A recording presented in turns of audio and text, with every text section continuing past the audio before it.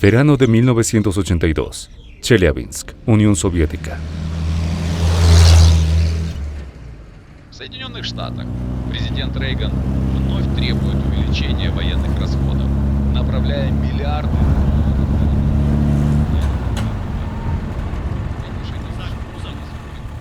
Документ, разрешающий предъявить. во всем мире. Ну что ж, после разговоров о политике, хоть погода сегодня рано. Хорошо, участок 05. Идите прямо, потом поверните.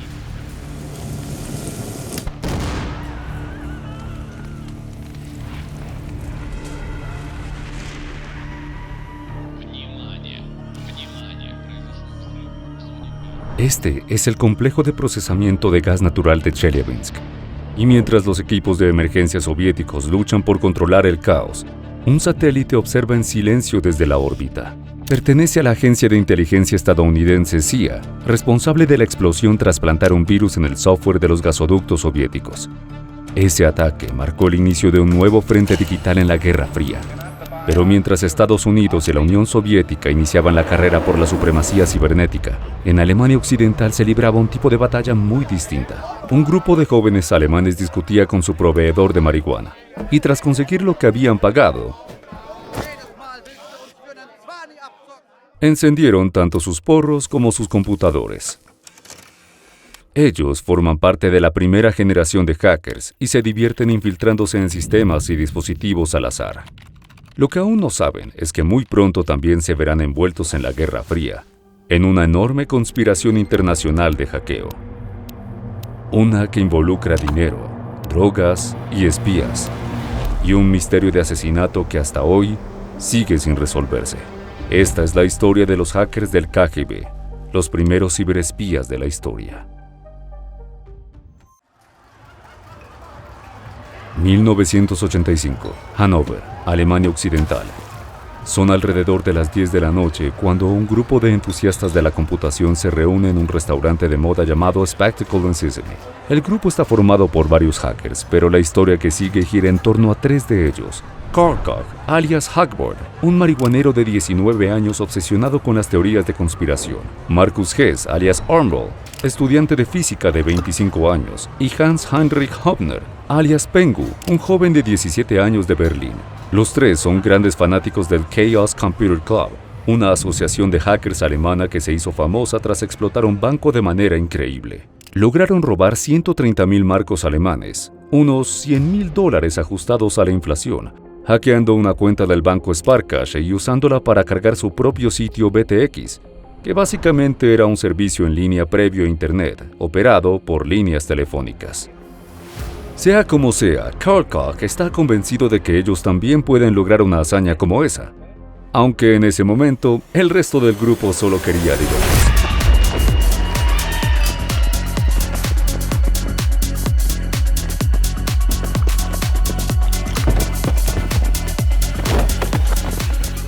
Al final de una noche turbulenta llena de alcohol, el trío creó su propio grupo de hacking no oficial. Con él, dio inicio a una nueva era para los hackers de la ciudad. Mediados de 1985, Hannover, Alemania Occidental. En los días siguientes, los tres comienzan a hackear todo lo que cae en sus manos.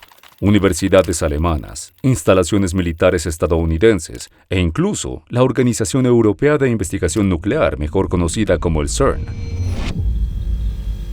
Solo había un problema. No estaban ganando dinero, pero eso estaba a punto de cambiar. Mediados de 1985, Hannover, Alemania Occidental. Los tres hackers vuelven a reunirse en la que ya llaman su Computer Stammtisch, mesa de hackers, la mesa de su restaurante favorito. Pero esta vez no es para celebrar, sino para sumar un nuevo miembro al equipo. Se trata de Dirk Otto Berzhinsky, alias Dob, un especialista en informática de 25 años, motivado tanto por la oposición del grupo a la vigilancia gubernamental, como por la adrenalina de hackear a las instituciones más poderosas.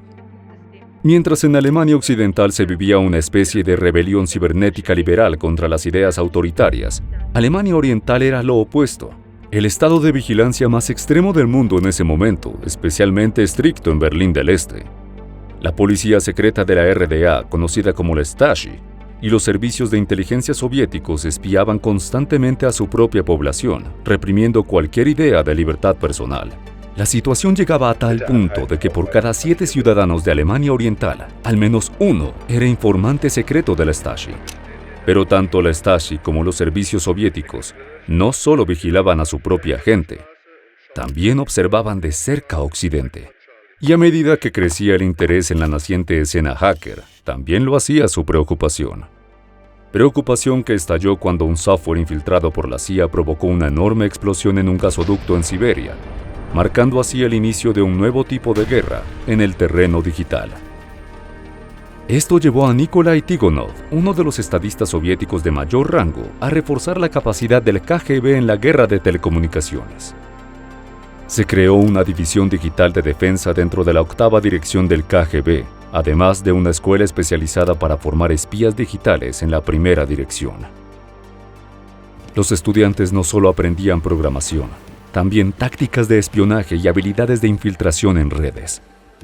Y en el fondo de esa clase estaba sentado un joven ruso llamado Sergei, y aunque aún no lo sabía, pronto sería parte de uno de los casos de ciberespionaje más controvertidos que el mundo haya visto. Finales de 1985, Hannover, Alemania Occidental. Este es Peter Kroll, un hombre de 30 años de Hannover, que acaba de ser despedido de uno de los casinos más grandes de la ciudad. El casino atravesaba tiempos difíciles. Se decía que el dueño usaba las ganancias para apostar y había perdido la mayor parte en otros casinos. Esa historia se convertiría años después en todo un escándalo, pero ahora la atención está puesta en Peter Kroll. Ahora mismo está sentado en un banco, está en la ruina y reflexiona sobre qué hacer a continuación. Entonces recuerda que uno de sus buenos amigos le había hablado de algo llamado hacking.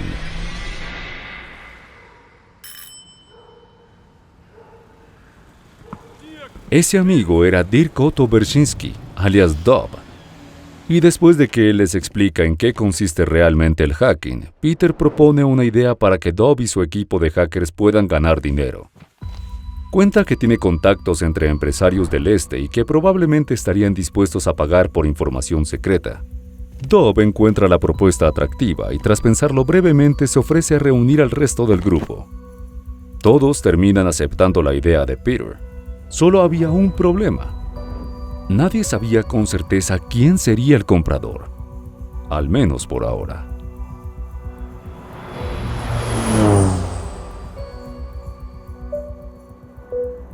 Уважаемые пассажиры, наш самолет прибудет в Берлин через 2 часа. Finales de 1985, Múnich, Alemania Occidental. Es tarde en la noche en la sede del Servicio Federal de Inteligencia alemán, el BND, y los altos mandos de la agencia se han reunido. El motivo: el auge de la escena hacker, los peligros que esto podía causar y el comportamiento descontrolado del Chaos Computer Club. La preocupación era seria, y más aún porque en este momento ARPANET, el precursor de lo que hoy es Internet, ya se había conectado desde Estados Unidos al resto del mundo. Sin embargo, esta versión de ARPANET permitía que cualquiera con las credenciales correctas accediera tanto a sistemas de investigación como a sistemas militares vinculados a la red. Esa apertura, que al principio era útil para la colaboración, se convirtió en una debilidad que los hackers empezaron a explotar, y así la escena hacker alemana se transformó en un gran factor de riesgo. Un funcionario del BND llamado Christian Stuschl, que además era experto en informática, explicó que había que hacer 2 cosas. Primero, mantener a los hackers alemanes bajo control, y si era posible, utilizarlos en beneficio de la inteligencia propia. A sus superiores les gustó la idea, y con la ayuda del director del BND, Eberhard Blum, Stuschl y algunos otros miembros del BND fueron asignados a la vigilancia de los hackers en una operación con nombre en clave Proyecto Rahab, algo que jugaría un papel crucial para entender los acontecimientos que vendrían después. 14 de marzo de 1986, Hannover, Alemania Occidental. Es una noche lluviosa en Hannover, y el grupo se reúne en el apartamento de Karl Koch. Beben cervezas, pasando porros y contando chistes malos. Pero unas horas después, Peter Kroll de pronto pide silencio. Tiene noticias importantes. Cuenta que ha encontrado la forma de convertir sus habilidades de hacking en dinero, y mucho. Peter había contactado a alguien en el este y le dijeron que los soviéticos tenían serios problemas con los embargos. Eso significaba que compraban cualquier cosa, información sobre nuevas tecnologías, armas e incluso simples memorandos, y pagaban muy bien. El grupo entiende rápido a dónde quiere llegar Peter. No pretendía vender la información robada a empresarios orientales, sino directamente al gobierno soviético. El anuncio los toma por sorpresa, pero el dinero es dinero. Y como todos lo necesitaban, aceptan la propuesta de Peter. Además, argumentaban que para mantener una paz duradera, Oriente y Occidente deberían tener niveles tecnológicos equivalentes. En su lógica, estaban contribuyendo a la paz mundial, nivelando el campo de juego tecnológico. Solo había un pequeño problema. El contacto de Peter le dijo que para que esto funcionara, alguien debía hablar directamente con la KGB.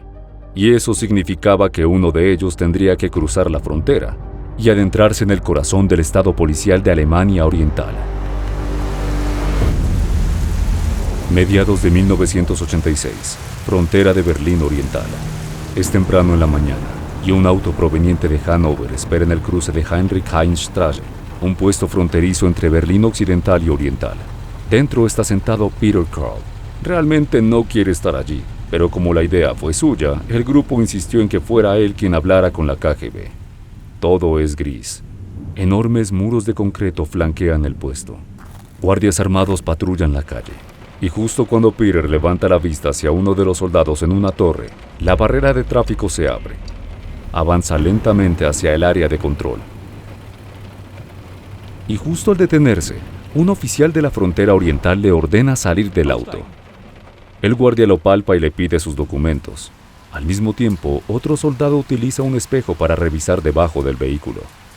Peter está increíblemente nervioso. Lleva documentos robados en disquetes escondidos dentro del coche, y si los encuentran, estaría en serios problemas. Mientras Peter entrega sus documentos al primer guardia, el segundo decide inspeccionar el interior del auto. Pero por suerte para él, no encuentra nada sospechoso y le da el visto bueno a su colega. Peter vuelve a subir al coche y conduce hacia Berlín Oriental.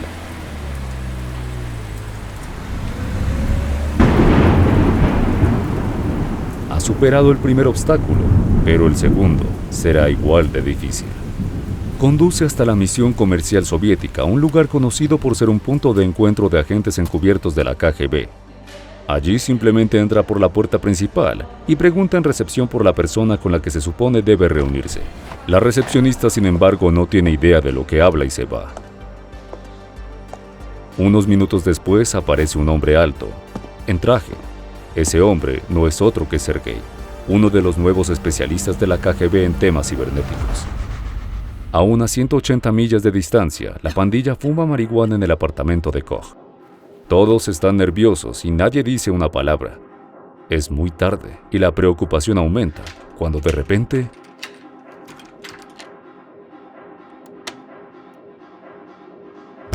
es Peter Carl. Cuando Peter entra al apartamento, atraviesa una habitación llena de humo, saca lentamente un sobre y lo lanza sobre la mesa. Dentro hay unas 20,000 marcos, lo que equivaldría a unos $23,000 hoy en día. El grupo estalla en júbilo. Su plan había funcionado y por fin el dinero fluía. Sin embargo, había una condición. Lo último dentro del sobre era una lista extraña. Sergei le había explicado a Peter que necesitaba mejor inteligencia y le entregó un listado de lo que debían buscar.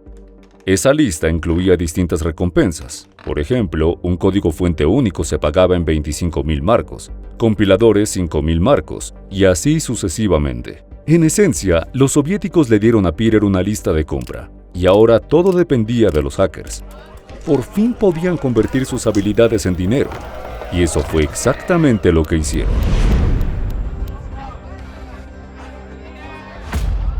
Agosto de 1986, California, Estados Unidos. Este es Clifford Stoll, un astrónomo que trabaja en el laboratorio Lawrence Berkeley. Habló de sus habilidades con las computadoras y logró que lo transfirieran al centro de cómputo del laboratorio, algo con lo que no estaba muy contento. De pronto, Dave, uno de sus colegas, entra a su oficina. Al parecer había un problema con el software de contabilidad del uso de computadoras del laboratorio. En ese tiempo, el laboratorio cobraba a cada científico por el tiempo de uso de los equipos, y la factura del mes anterior tenía un error.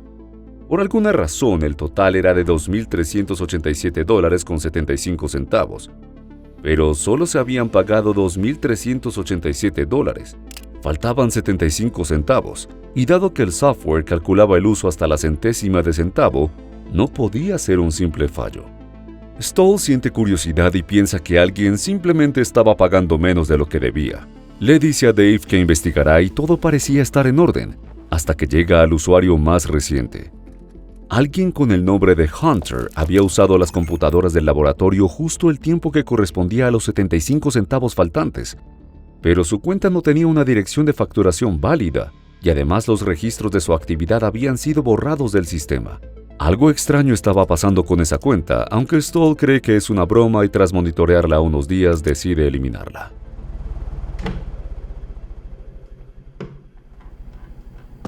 Pero el misterio no terminó ahí. Unas semanas después recibe un mensaje del Laboratorio de Investigación Naval en Maryland. Al parecer, alguien desde el laboratorio de Stoll había intentado infiltrarse en sus sistemas, y la cuenta usada para ello pertenecía a Joe Sventek, un respetado científico informático y experto en sistemas Unix. Ese intento de conexión tendría sentido, salvo por un detalle. Joe Sventek, dueño de esa cuenta, estaba en Cambridge, Inglaterra.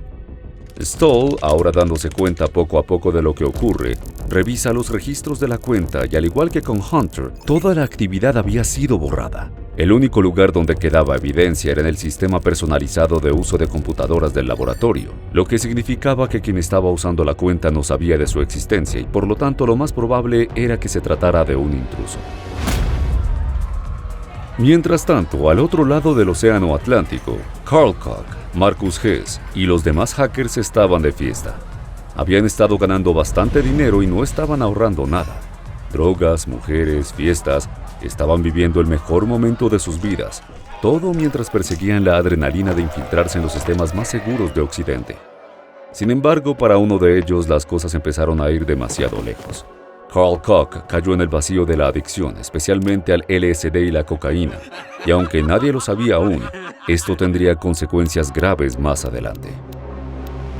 Pero volviendo a Clifford Stoll, él llevaba días observando al hacker, anotando cada cosa que hacía, hasta que un día nota que el intruso se había dado a sí mismo todos los privilegios, se convirtió en administrador con control absoluto sobre el sistema del laboratorio, y para Stoll fue la gota que colmó el vaso.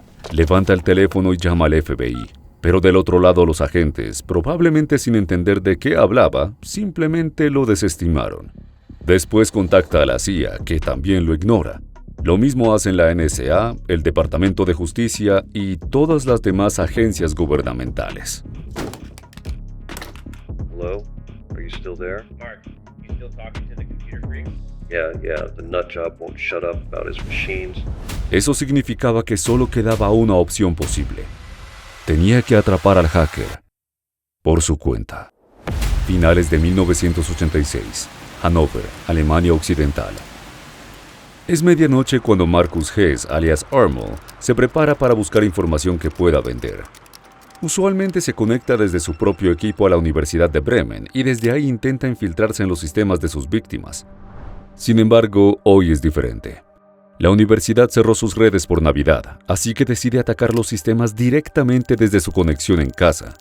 Desafortunadamente para él, uno de los lugares en los que se infiltra esa noche es el laboratorio de Berkeley, el único sitio donde alguien en realidad lo estaba esperando.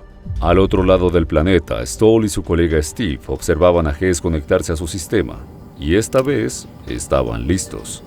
Habían creado un archivo falso al que llamaron SDI, la Iniciativa de Defensa Estratégica, llenándolo de textos técnicos y reportes inventados para que pareciera material clasificado. Pero lo importante era que al ser tan grande, tardaría mucho en descargarse, y si el hacker caía en la trampa, tendrían tiempo de rastrearlo. Y eso fue exactamente lo que ocurrió.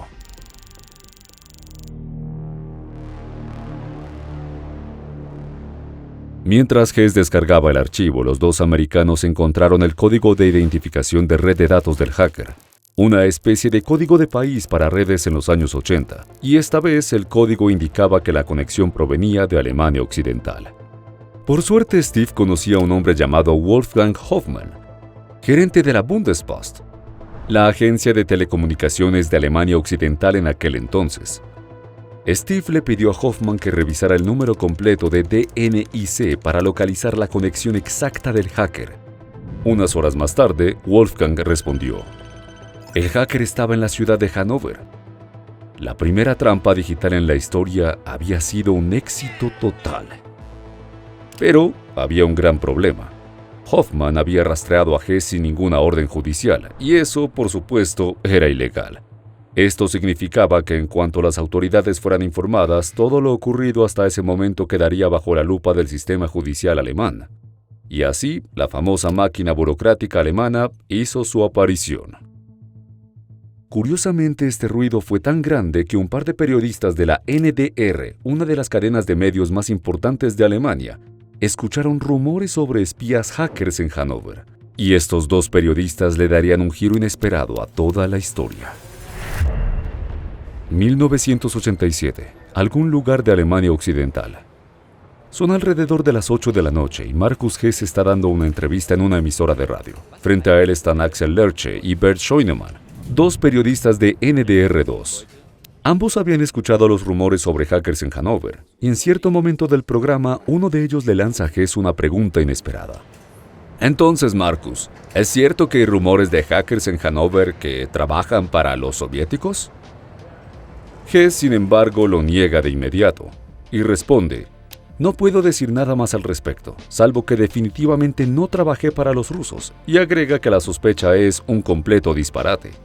Aún así, los periodistas notaron que Hess estaba mintiendo y entendieron que tenían entre manos una gran historia. Unas horas más tarde se reúnen en el apartamento de Scheunemann y deciden que deben averiguar qué estaba haciendo Hess, cueste lo que cueste. Poco después comienzan a contactar a todas sus fuentes en la escena hacker de Hannover. Alguien debía saber algo sobre Markus Hess y los intentos de espionaje de su grupo, y con suerte para ellos, alguien lo sabía. Aber da gibt's noch ein Du. Da kann ich was arrangieren. Este es Jochen Sperber, profesor de día y ciberactivista de noche. Está muy bien conectado en la escena informática de Hannover y además es buen amigo de los dos periodistas de NDR. En este momento está bebiendo una cerveza y fumando un cigarrillo con un conocido. Este acompañante no es otro que Karl Koch. Conversando, Koch le confiesa que tiene serios problemas para dormir. Pero lo peor es que está gastando demasiado dinero y se encuentra en un momento terrible. Sperber puede notar claramente que Karl está en muy mal estado, y no solo en lo económico. Le comenta que tiene una oportunidad para ganar algo de dinero rápido. Lo único que debía hacer era reunirse con los dos periodistas de NDR. Koch duda por un instante, pero finalmente acepta la propuesta de Sperber. Mayo de 1988, Hamburgo, Alemania Occidental. Es tarde en la noche y Karl Koch junto a Pengo están en la sala del apartamento de Scheunemann. Frente a ellos hay dos computadores portátiles IBM, además de una cámara.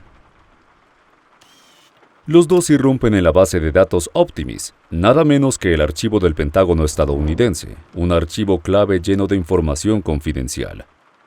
Durante la intrusión, los periodistas les piden palabras clave y los hackers encuentran documentos con esos términos y los imprimen. Los dos reporteros de NDR quedan sorprendidos con las habilidades de los jóvenes y al terminar la grabación supieron que tenían en sus manos una historia explosiva. Pero no eran los únicos en descubrir lo que Karl Koch estaba haciendo. Hier ist das erste deutsche Fernsehen mit der Tagesschau.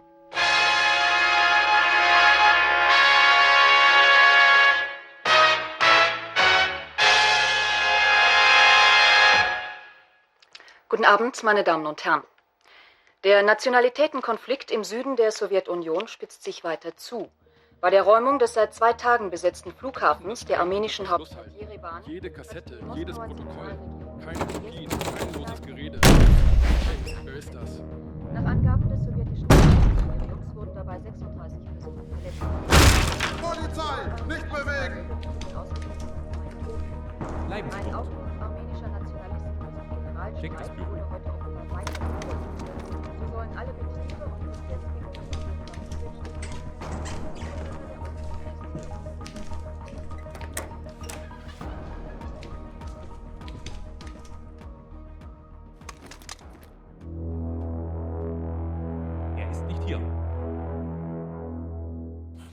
Por suerte para ellos, la policía no encontró las cintas de hackeo, pero igual entraron en pánico y decidieron esconderlas junto con notas y documentos sobre la operación de la KGB en una caja de seguridad en la estación central de trenes de Hamburgo. Esta caja, sin embargo, debía recargarse con unas monedas cada 48 horas. Mientras alguno de los dos lo hiciera a tiempo, el material estaría completamente a salvo. O al menos eso creían. Nadie sabe quién cometió el error primero. Supongamos que fue Scheunemann. Él debía mantener la caja activa. Pero justo tuvo que salir por una emergencia y trató de contactar a Lerche antes de salir a su destino para que lo reemplazara. Sin embargo, Lerche no contestó su teléfono. Esto debido a que al mismo tiempo que Scheunemann salió por su emergencia, Lerche también salió de Hamburgo. Y como él pensaba que Scheunemann haría el pago, no dijo nada. Esto conllevaba que la caja, llena de cintas, información de la KGB y notas personales de hackeo, se convirtiera en una bomba de tiempo.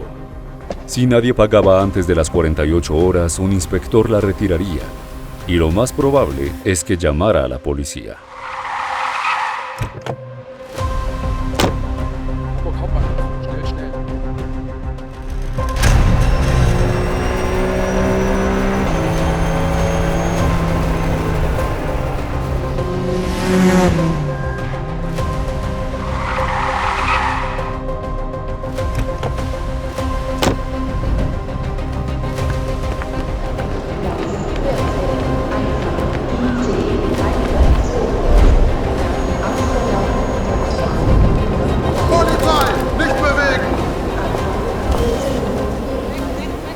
Llegó demasiado tarde.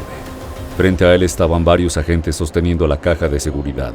Dentro estaban todas las cintas, los documentos y hasta las listas de Sergei. Peor aún, días antes, Karl Koch se había entregado a la policía. Sabía que lo estaban siguiendo. Sus amigos lo habían abandonado y las adicciones lo estaban llevando a perder la razón. No le quedaba nada y pensó que la única salida era pedir amnistía por espionaje.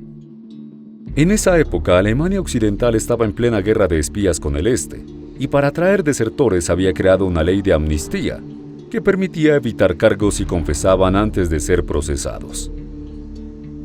Karl intentó aprovecharla, se entregó y aceptó testificar a cambio de que se retiraran las acusaciones, lo que terminaría convirtiéndose en una de las mayores controversias judiciales en la historia de Alemania. 2 de marzo, 1989. Son alrededor de las 5 de la mañana cuando un miembro del servicio de inteligencia alemán vigila a Markus Hess en su apartamento. Y hoy será el último día.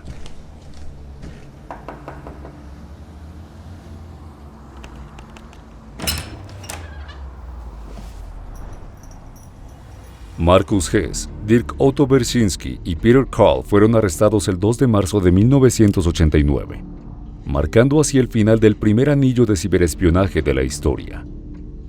Curiosamente, al mismo tiempo, los dos periodistas fueron despedidos de NDR y su material pasó a manos de otros colegas que terminaron produciendo su propio documental sobre el caso. Puede parecer un detalle menor, pero tenlo en mente. De cualquier forma, estos arrestos y despidos cerraron la historia de los hackers, pero también marcaron el inicio de uno de los mayores misterios de asesinato en Alemania.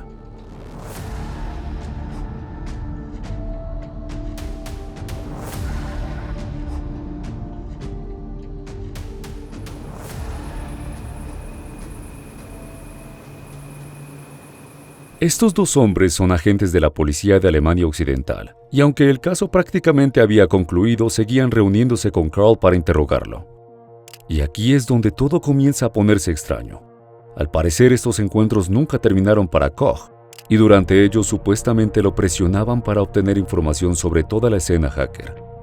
Todo esto ocurrió después de que fuera traicionado por la Oficina Federal para la Protección de la Constitución.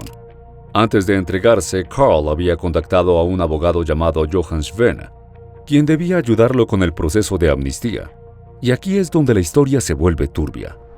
El abogado afirma que se reunió con el presidente de la sede de Hamburgo de la Oficina Federal para la Protección de la Constitución, y que en esa conversación le aseguraron que si Carl se entregaba y cooperaba, no habría procesos penales en su contra.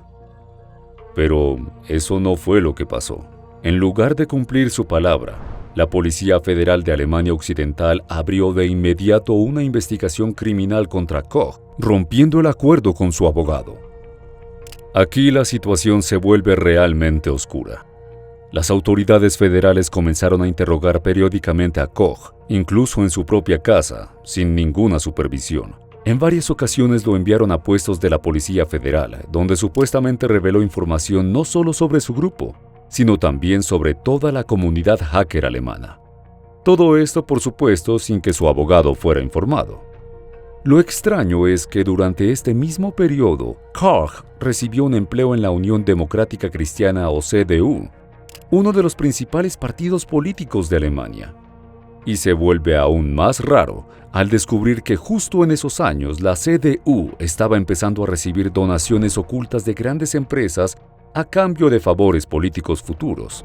Una de esas donaciones secretas provino de Weyrauch GmbH & Co. a finales del 89 y ascendió a nada menos que 1,1 millones de marcos alemanes. Otra figura clave fue Karl-Heinz Schreiber, un traficante de armas que también empezó a negociar con la CDU, en un escándalo que culminaría en privilegios relacionados con un millonario acuerdo de armas con Arabia Saudita. Sea como fuere, justo cuando la CDU inicia estos tratos secretos, Karl comienza a trabajar ahí. Así que por alguna razón, un exespía soviético obsesionado con conspiraciones terminó dentro de uno de los partidos más poderosos de Alemania, un partido envuelto en una enorme red de corrupción. Todo esto mientras era interrogado cada poco día por actores desconocidos dentro de los servicios de inteligencia alemanes. 1 de junio de 1989, Gifhorn, Alemania Occidental.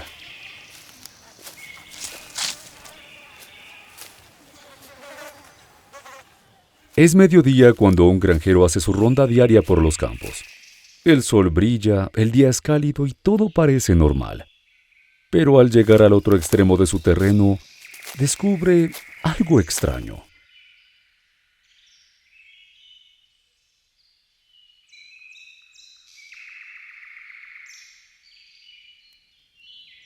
Un enorme círculo casi perfecto de árboles y suelo completamente calcinados. Y en el centro un cuerpo carbonizado, irreconocible, reducido casi hasta los huesos. Una hora más tarde la policía llega al lugar. Junto al granjero se preguntan lo mismo. ¿Por qué el fuego se detuvo de una manera tan antinatural? Era pleno verano, el campo estaba seco, lleno de pasto muerto y no había llovido en días. ¿Cómo fue que el incendio no se extendió? ¿Y quién era la persona muerta? Nada parecía tener sentido. Durante la investigación, los agentes decidieron revisar los alrededores, lo que los llevó a la primera pista. Un tanque de gasolina, probablemente usado para prender fuego al cuerpo o al terreno.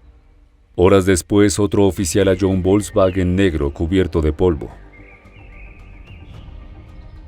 El oficial anota la matrícula y llama a la central para averiguar más información sobre el coche. Este estaba registrado como vehículo oficial de la CDU en Hannover, y el último en ser visto conduciéndolo había sido Karl Koch, desaparecido hacía 9 días. El cuerpo fue identificado rápidamente como el de Karl. Sin embargo, quedaba una enorme incógnita. ¿Cómo murió realmente? ¿Y quién fue el responsable? Preguntas que aún hoy en día no tienen respuesta. La causa oficial de su muerte sigue en disputa y hasta la fecha múltiples teorías intentan explicar lo sucedido, pero ninguna ha podido aclarar qué fue lo que en verdad le ocurrió a Karl Koch. Großflächenbrand. Bei so viel Laub würde sich der ganze Wald in Flammen auflösen. Deshalb ist auch meine Meinung, dass hier nachgeholfen wurde und das Feuer im Schach gehalten wurde.